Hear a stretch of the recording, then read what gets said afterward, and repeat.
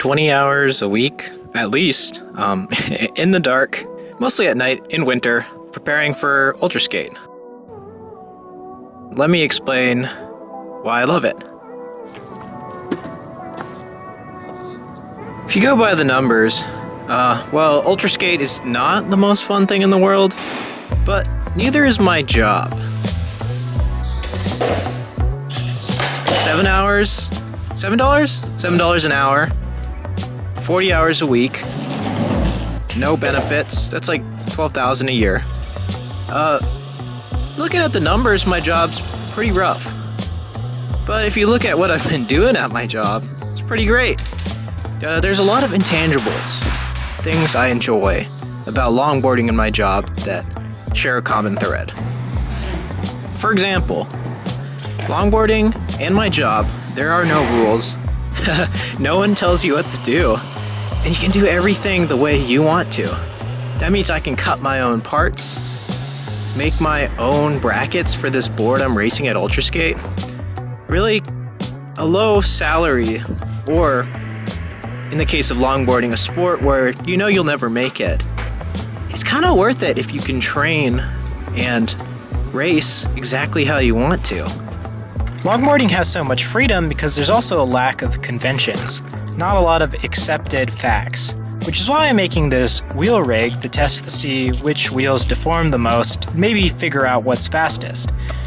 In Sam's case, the lack of convention and training means that he's only running the train for Ultraskate, but there's no one to tell him that he's wrong. Actually, it might work out for him. You just hit the trash can. A little bit. I think he still hit it. I hit it again. I'm gonna clean and jerk this sled brick. This sled brick almost weighs 30 pounds. It's so hard to pick up. This is so stupid. Literally impossible. It's impossible. No, I don't think I can get it. Let's make Moxie try to pick this up. Go inside, girl. Hi. Give me a kiss. Oh, watch out for the clawing. You eat poop. I'm not gonna let you lick my mouth. She's They used to have $1 drink night. I'm looking forward to it. The heck out of your little itinerary. And The hardest part about Miami is not only the training, but also when you make money like Sam and I do, the logistics of it. So, cheapest way, Allegiant Airlines, trust me. Then you gotta take your Uber to the rental car to save some money, and then you get the cheapest hotel you can where you have to sneak Sam and Moxie through the back because you only paid for 2 people, also sneak in Titus. Then you gotta pay the $150 entry fee for the race, which is understandable since it includes food, but you paid for your own exercise food, and the celebrational smoothie cost $30, and then $1 drink night. So, you need good friends like Sam and Moxie and my fiancée Hannah to spread the load if you want to afford it.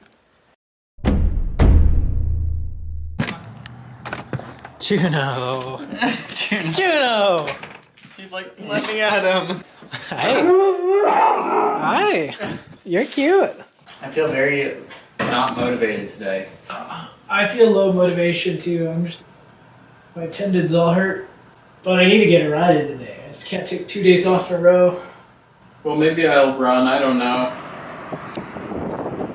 Sam is training for a 100-miler this August, and Ultraskate's kind of a secondary goal to him. Running is actually a pretty legitimate way to train for Ultraskate. When Joe Mazzone set the record, he was probably doing about 75% running.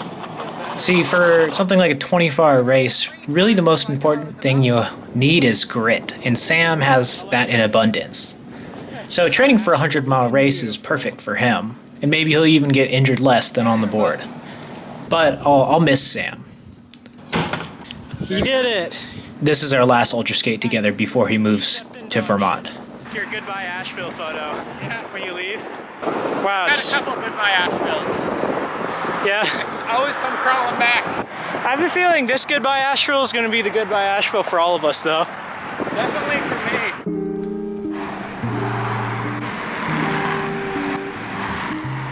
me. This is my escape van. It's kind of a mess right now. Here's my food, wheels. I got my hatchet for when people get rowdy. Guinness World Record book. I keep my skateboards down low.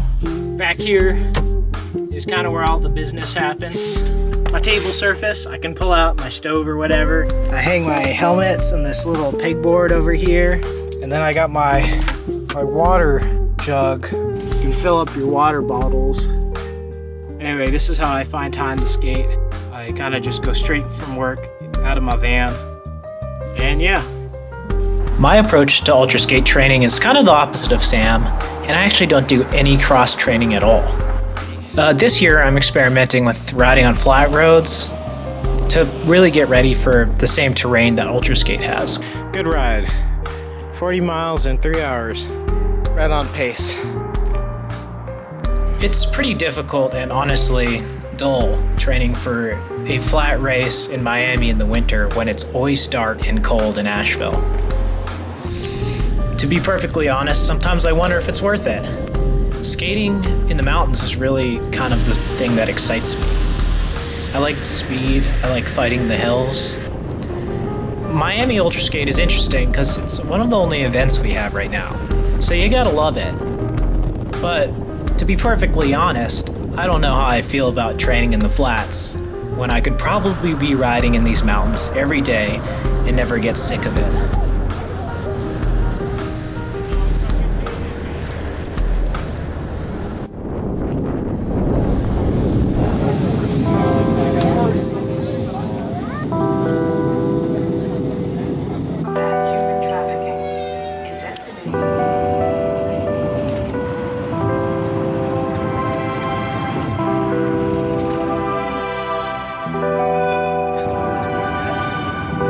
They got walleye here.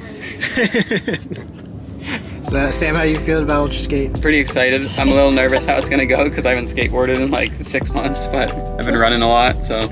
We're gonna get margaritas no matter what. Hell yeah. What happens when we go to Miami for Ultraskate is kind of a mad panic. You forget to film things. I filmed this after the race actually. And you actually run around to Walmart, grab a bunch of water bottles, find a bunch of food. It's nothing like this video actually. It's not very relaxing at all before the race. Hey, what's up?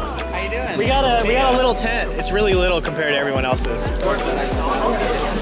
We went to Ultraskate the day before this time, met up with everyone, set up our tents. I love you.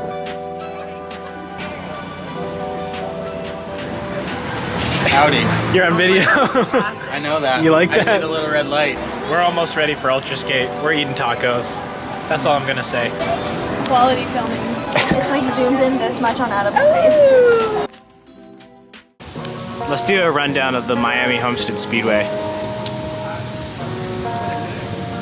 I'm drawing the speedway. 1.5 mile race car loop. We're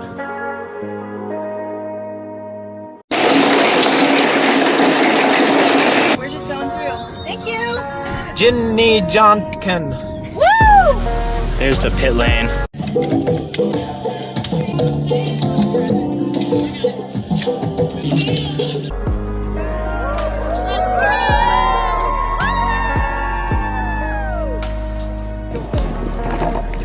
Oh yeah, I gotta go left. I gotta get a sunscreen. Good. Thanks. Here's the first left turn. This stuff sucks. It's kind of bumpy. It's all uphill. It's really hard. You go slow. I have 9 misses. Yeah. Got Will. We got Scott. We got Adam. We're skating in a pack now. And then I get to here and I'm like, it's really not that bad. And then I get to here and I'm like, yeah, it's easy. Better to have it. And then I'm like, cool, I feel great. Look, it's all cat. Oh my god. Where?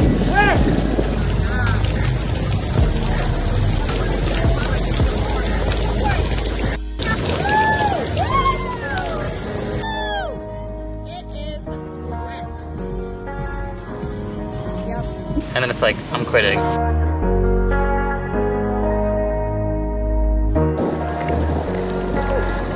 And then it just keeps going like that. The back straight.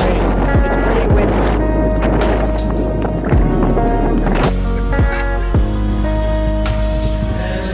7 a.m. I kind of forgot the film stuff. It got 90 degrees and there was like pouring rain. Brutal. These guys got me through it.